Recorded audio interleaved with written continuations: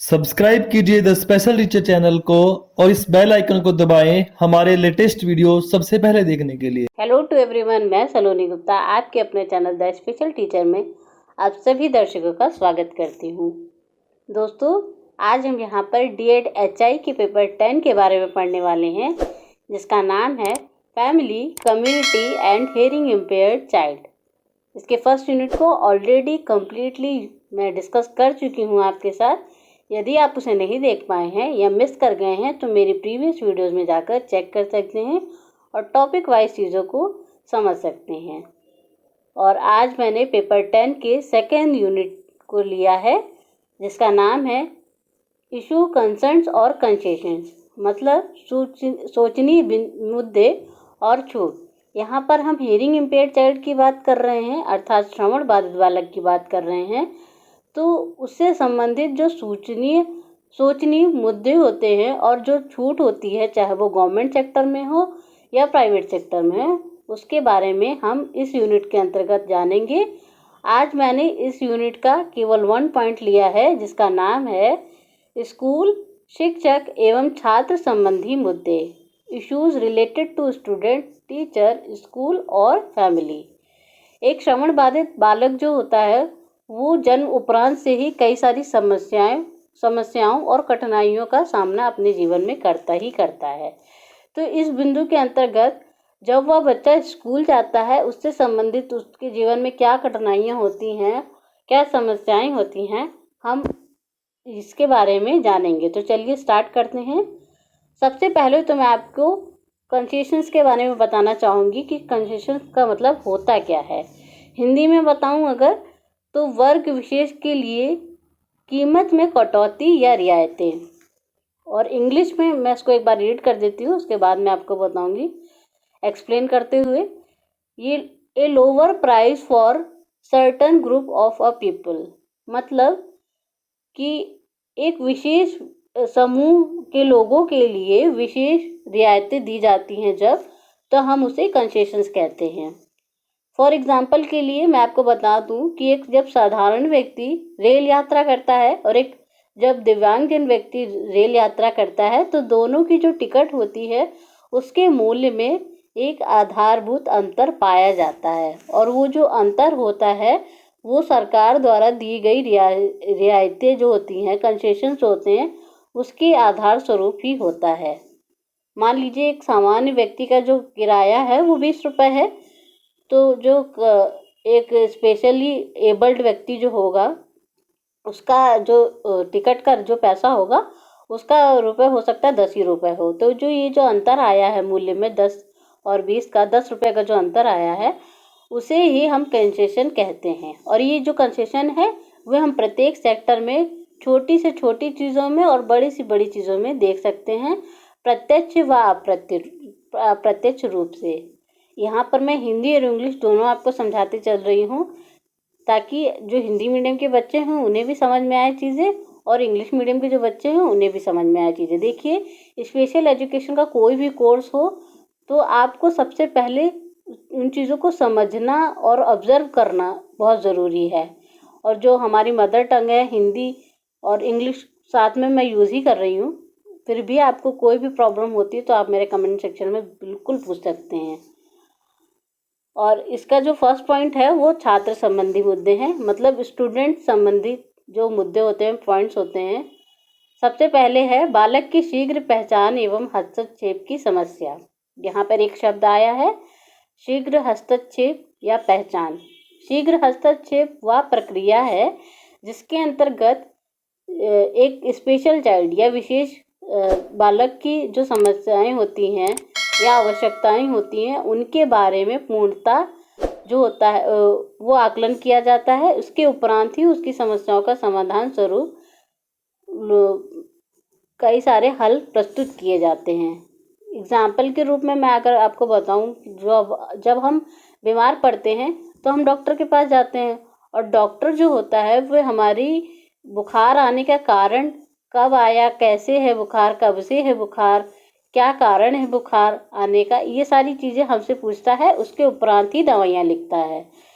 तो ये हम डायग्नोसिस कह सकते हैं इस चीज़ को, कि हम देख रहे हैं कि क्या समस्या है, उसके उपरांत ही हम समस्या का समाधान करने में सक्षम हो पाएंगे। यदि हमें समस्या ही नहीं पता है कि आवश्यकता क्या है या समस्या क्या है, तो हम उस समस्या को वैसे ही जूझते रहेंगे और उसका कोई समाधान नहीं होगा।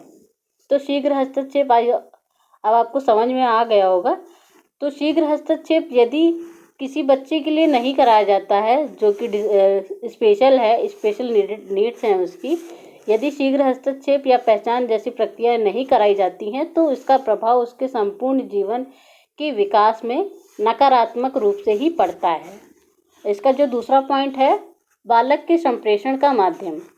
एक जो एचआई बच्चा होता है उसकी कम्युनिकेशन, स्पीच और लैंग्वेज जो पॉइंट्स होते हैं वो पूर्णतः कह लीजिए कि पूर्णतः प्रभावित होते हैं लैंग्वेज से, क्योंकि जन्मजात रूप से वो भाषा को ग्रहण नहीं कर पाता एक रेगुलर चाइल्ड के जैसे। एक रेगुलर चाइल्ड जो होता है वो अपनी मदर से, अपनी फैमिली मेम्बर से उनका अनुकरण करते करते ही भाषा का ज्ञान लेता है। लेकिन एक जो हेयरिंग इम्पेयर्ड चाइल्ड होता है उसके साथ ऐसा नहीं होता है, क्योंकि वो लैंग्वेज को सुन ही नहीं सकता।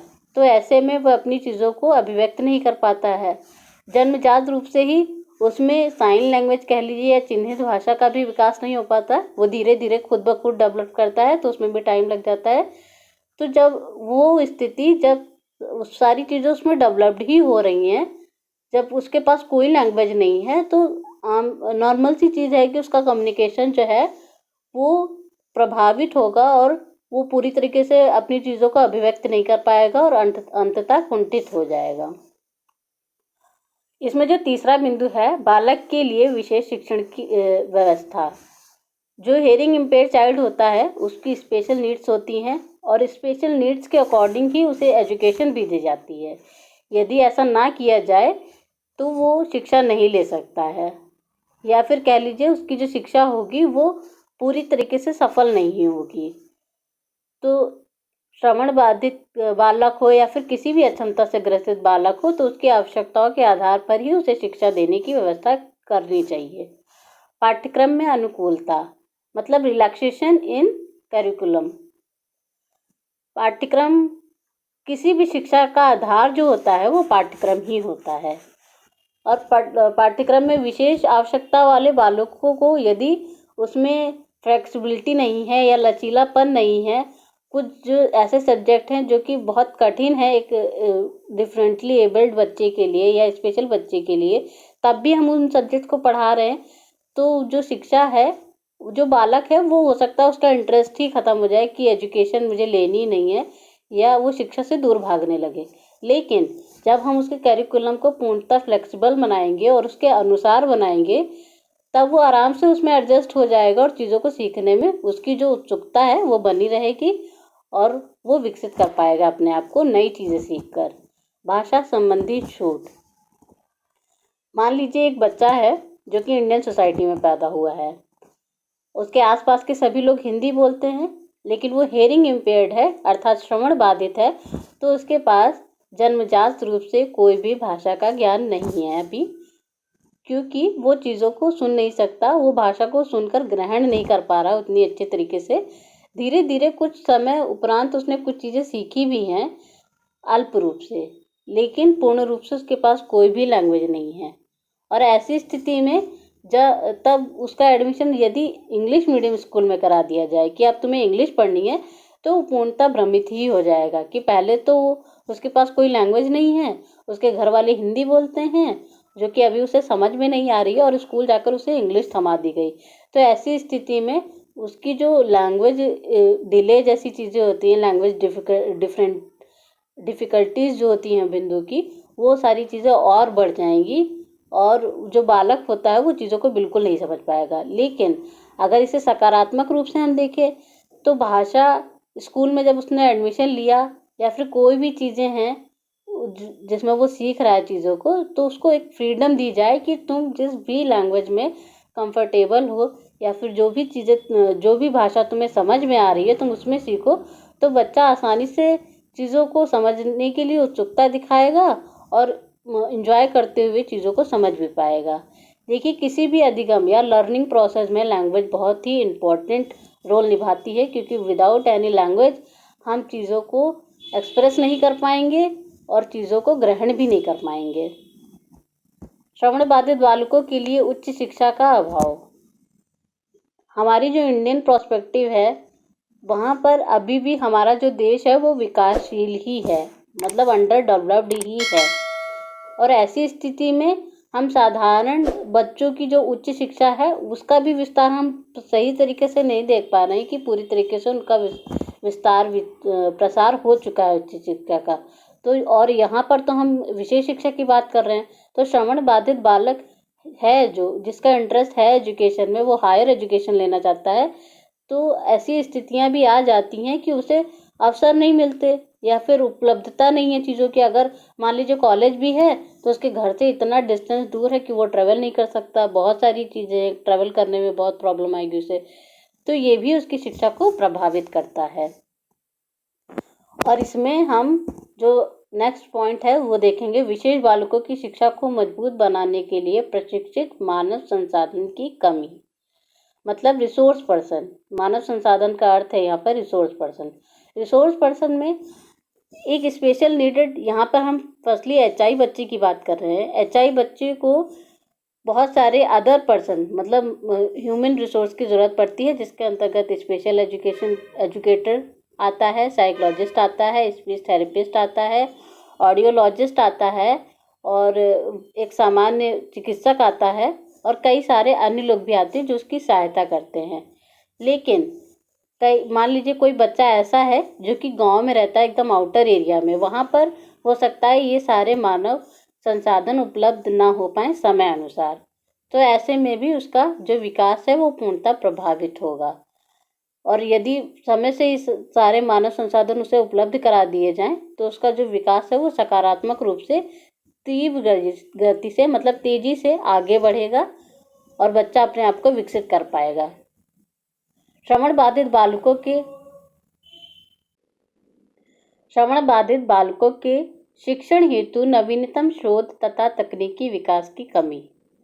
स्पेशल एजुकेशन में अभी बहुत सारी चीज़ें ऐसी हैं जो कि एक समस्या ही बनी हुई हैं, उनका अभी तक कोई समाधान नहीं आ पाया है। और इसका कारण ये है कि इस क्षेत्र में जो खोज होती है, रिसर्च वर्क होते हैं, जो नए काम होते हैं, वो अभी तक इतनी तीव्र गति से तेज़ी से नहीं हो पाए हैं, और इसी कारण वे समस्या एज इट इज़ अभी तक बनी हुई हैं। और इनका प्रभाव जो है वो जो हमारे जो बच्चे होते हैं या फिर जो वयस्क हैं जो कि किसी अक्षमता से ग्रसित हैं, उनके जीवन में पूर्णता देखने को मिलता ही है।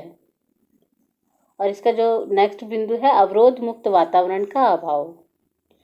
इसको समझाने के लिए मैं आपको एक एग्जांपल दूंगी।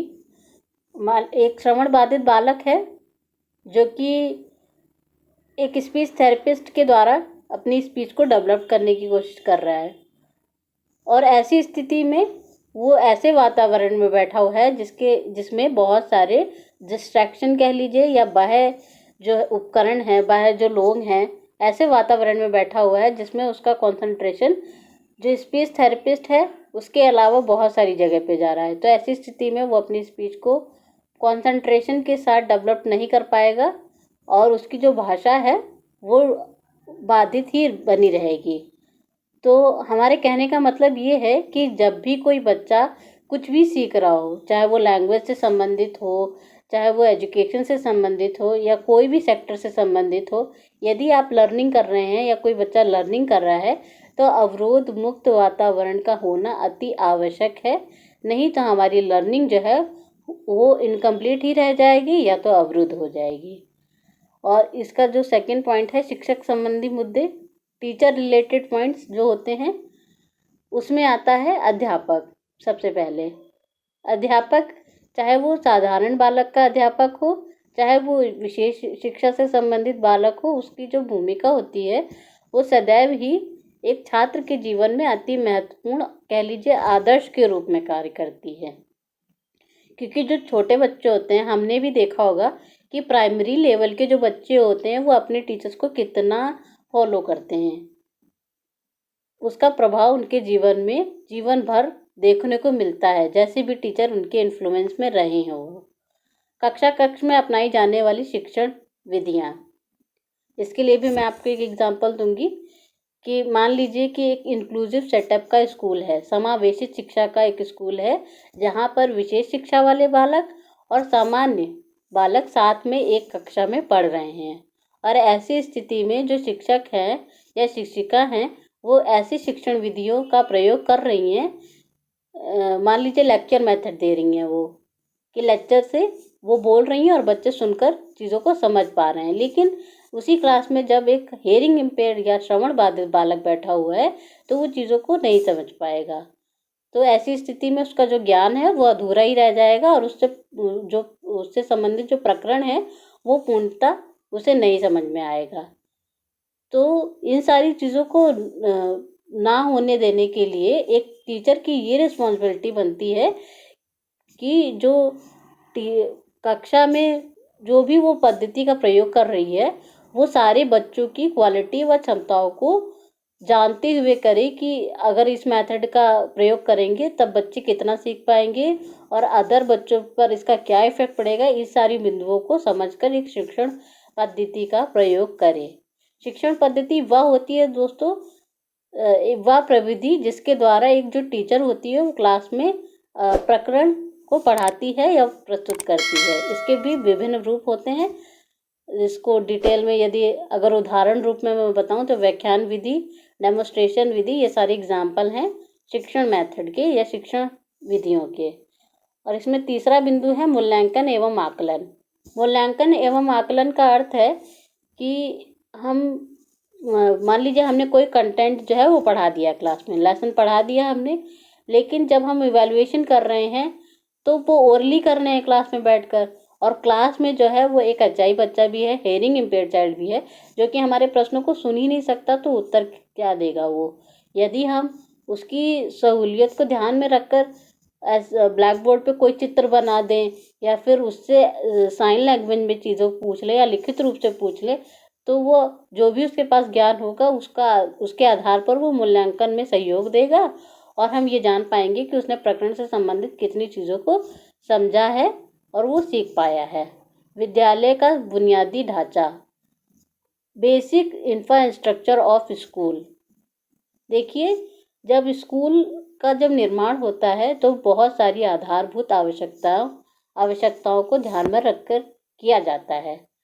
फर्स्टली, जब हम स्कूल का एक इंस्ट्रक्चर है मान लीजिए और वहाँ पर केवल सीढ़ियाँ बनी हुई हैं, कोई रैंप की सुविधा नहीं है और एक जो फिजिकली हैंडीकैप्ड बच्चा है वो वहाँ पर स्कूल जाता है, तो उसको रोज़ स्ट्रगल करना पड़ेगा कि वो सीढ़ियों से कैसे चढ़कर जाए अपने क्लास तक। लेकिन जब उसकी सुविधाओं के अनुसार वहाँ पर रैंप जैसी चीज़ें होंगी जहाँ पर उसकी व्हील चेयर आसानी से चढ़ जाएगी, तो वो आसानी से विदाउट किसी पे डिपेंड होकर अपनी क्लास में आ जा सकेगा और ओपनली पढ़ पाएगा विद ऑल फ्रीडम। तो यही सारी चीज़ें होती हैं जो कि बुनियादी ढांचे में शौचालय हो गया, लाइब्रेरी हो गई, मानव संसाधन हो गया, संसाधन कक्ष हो गए, अन्य जो कक्ष होते हैं और शिक्षक होते हैं, ये सारी चीज़ें बुनियादी ढांचे के अंतर्गत आती हैं जो कि एक विद्यालय के निर्माण में बहुत महत्वपूर्ण भूमिका निभाती हैं। और इसमें जो आखिरी पॉइंट है सामुदायिक भागीदारी। जो स्कूल होता है, हम विद्यालय को एक छोटे समुदाय के रूप में भी देख सकते हैं या फिर एक समाज के दर्पण के रूप में भी देख सकते हैं कि जैसी हमारी सोसाइटी होती है उसी का पूर्णतः एक दर्पण कह लीजिए या फिर एक छाया कह लीजिए स्कूल होता है, क्योंकि वहाँ पर विभिन्न समुदाय व समाज के विभिन्न लोगों के बच्चे जो हैं वो ज्ञान ग्रहण करने या शिक्षा ग्रहण करने आते हैं।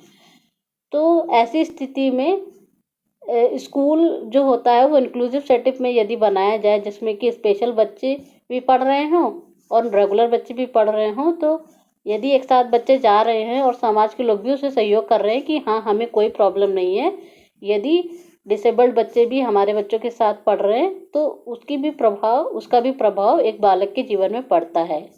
कई बार ऐसा भी होता है कि सोसाइटी के जो पेरेंट्स होते हैं वो कहते हैं कि डिसेबल्ड बच्चे के साथ अगर यदि पढ़ेगा हमारा बच्चा तो उनका जो बच्चा होता है वो भी प्रभावित होगा और उसकी जो लर्निंग है वो भी प्रभावित होगी, जो कि एक नकारात्मक सोच है केवल, जो कि पूर्णतः ये भी नकारात्मक रूप से ही प्रभाव डालती है श्रवण बाधित बालक के ऊपर।